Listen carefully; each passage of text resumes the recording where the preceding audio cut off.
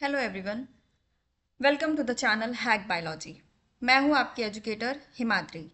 आप आज का हमारा टॉपिक है types of immunity. Last lecture में मैंने आपको इम्यूनोग्लोबुलिन्स के टाइप्स बता दिए थे, आप उसको देख लीजिएगा। इसमें हमारा टाइप्स ऑफ इम्यूनिटी रहने वाला है।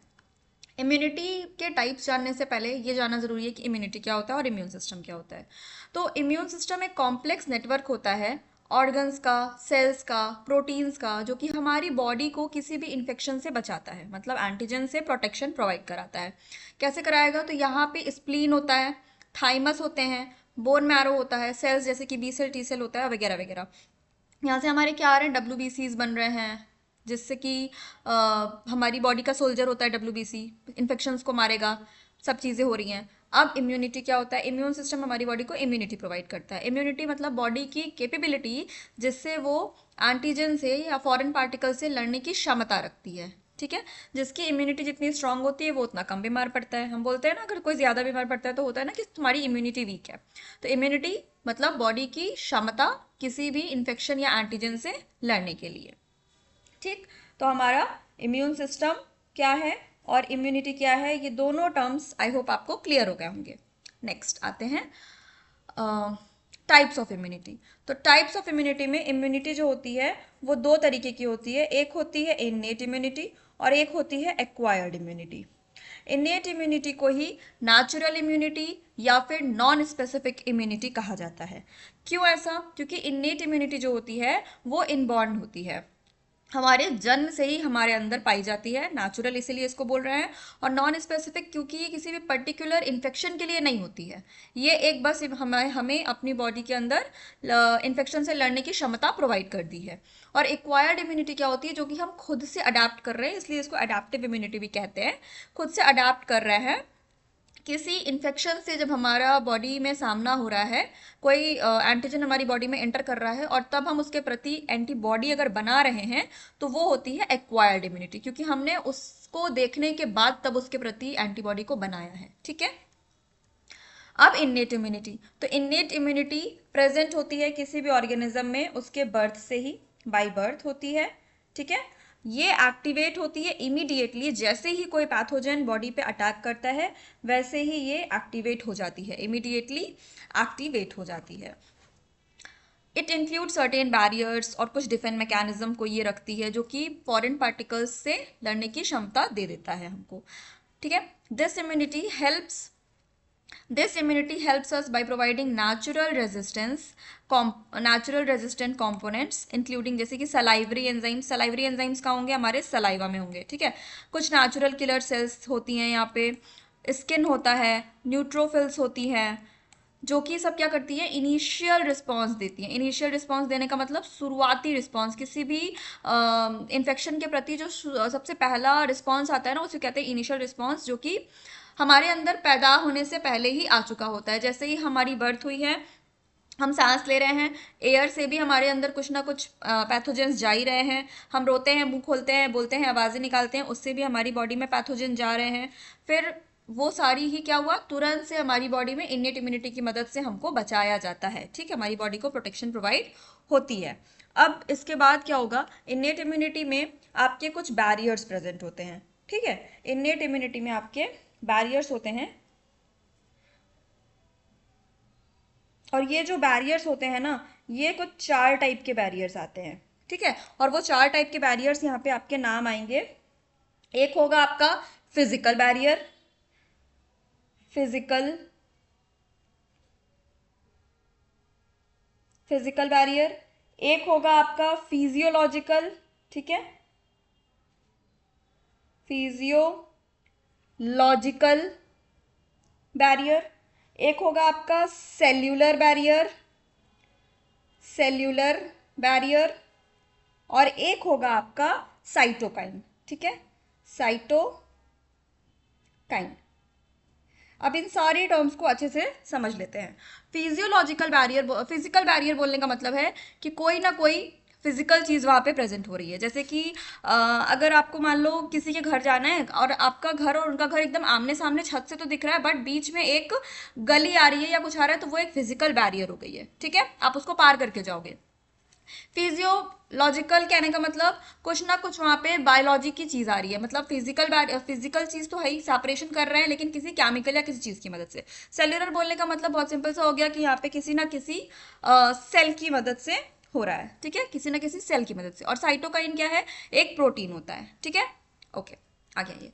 देखिए फिजिकल बैरियर में आपका जैसे कि क्या हो गया, स्किन हो गया, ठीक है, बॉडी हेयर्स हो गए, सीलिया हो गया, रेस्पिरेटरी ट्रैक्ट हो गया, गैस्ट्रो इंटेस्टाइनल ट्रैक्ट हो गया, ये सारे के सारे मिलकर के फर्स्ट लाइन डिफेंस बनाते हैं। कैसे बनाते हैं, स्किन है हमारा, कोई भी मान लो कुछ डस्ट पार्टिकल्स वगैरह कुछ आ रहे हैं तो स्किन पे चिपक के रह जा रहे हैं, ठीक है। बॉडी हेयर है, उसमें भी चीज़ें फंस जाती हैं, है ना, धूल वगैरह से हम बच जा रहे हैं। सीलिया ऑब्वियसली बात है, ये भी बचा रहा है। रेस्पिरेटरी ट्रैक्ट में आपके म्यूकस हैं और हेयर वगैरह होते हैं, तो वहाँ पे भी जब तुम सांस ले रहे होते हो आप, तो क्या होता है, डस्ट पार्टिकल्स फंस जाते हैं, ठीक है, अंदर हमारे सीधे सीधे लंग्स में एंटर नहीं कर पा रहे हैं।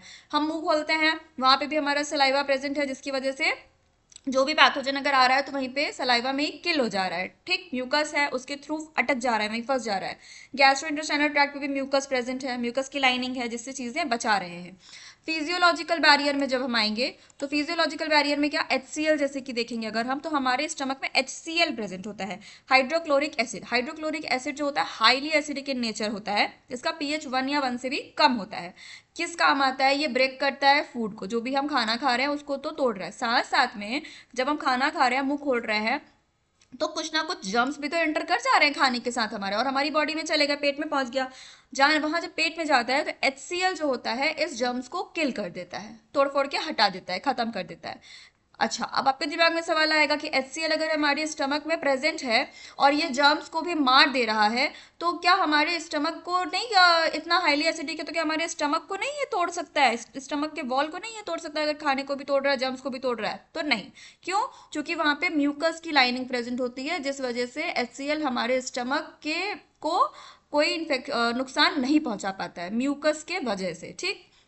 इसी तरीके से सलाइवा माउथ में है हमारे, ठीक है, टीयर्स भी होते हैं, आंसू हमारी आंखों से जो बहते हैं, तो ये सब भी क्या करते हैं, पैथोजन की ग्रोथ को रोकते हैं। सलाइवा तो थूक हमारा क्या कर रहा है, सलाइवा इज थूक, ठीक है, तो ये भी हमारे पैथोजन को किल कर देता है, रोक देता है। आंसू हमारे जब आंसू निकलते हैं तो जो भी हमारे स्किन पे पैथोजन प्रेजेंट है उसको किल कर देता है, क्योंकि ये भी एसिडिक होता है नेचर में, ठीक।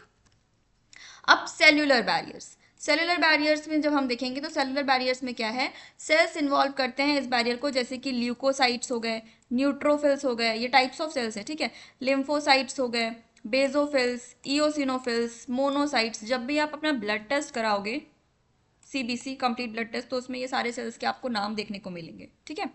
साइटोकाइन बैरियर की जब हम बात करते हैं तो साइटोकाइन बैरियर में एक प्रोटीन होता है जिसका नाम होता है इंटरफेरॉन, ठीक।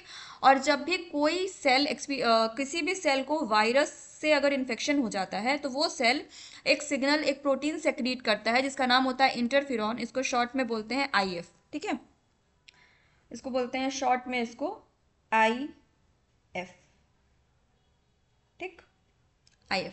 तो इंटरफेरॉन्स को सेक्रेट करता है, जिसकी ये क्या करता है, एक कोटिंग बना देता है, किसके, जो इन्फेक्टेड सेल होती है ना, जैसे कि ये आपकी कोई सेल है और अगर इस सेल पे वायरस का इन्फेक्शन हो गया तो इसके चारों तरफ इस तरीके से क्या होता है, इंटरफेरॉन की कोटिंग बन जाती है, और इंटरफेरॉन की कोटिंग बन जाने की वजह से ये बाकी जो आसपास की, इसके अगल बगल की सेल है, ये सारी जो इसकी सेल्स हैं उसको प्रिवेंट कर देता है इन्फेक्शन होने से, ठीक, प्रिवेंट कर देता है बाकी सेल्स पे इन्फेक्शन को फैलने से, कि और जो सही सेल है उस पर इन्फेक्शन ना पहुंचे, इस तक ही है, तो यहाँ पे इंटरफेरॉन पूरी की कोटिंग बना देता है, ठीक। ओके, नेक्स्ट ये आपके सेल्स यहाँ पे आप देख सकते हो, ये आपका मैक्रोफेज इस तरीके से दिखता है, ये डेंड्राइटिक सेल है, ये न्यूट्रोफिल है, eosinophil, mast cells, basophil, natural killer cells, ये सभी क्या है, इन्नेट इम्यून सिस्टम का पार्ट होते हैं, ठीक। इन्नेट इम्यून सिस्टम इन्हीं सेल्स की मदद से चल रहा होता है। नेक्स्ट, अब कौन कौन सी सेल्स इसमें इन्वॉल्व है, तो यहाँ पे आपने देखा कि ये सेल्स इन्नेट सिस्टम में इन्वॉल्व हैं, ठीक है। तो फैगोसाइट्स, फैगोसाइट्स नाम से हमको समझ में आ रहा है कि फैगोसाइटोसिस करेगा, मतलब जो भी इन्फेक्शन है उसको मारेगा, डिस्ट्रॉय करेगा, खा लेगा, ठीक, तो एंगल्फ करेगा, ठीक है।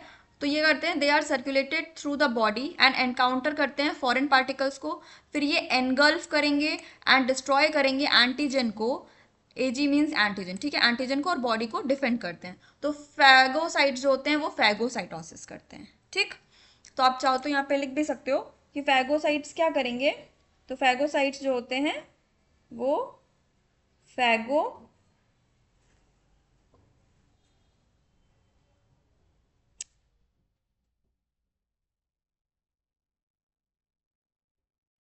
ओ,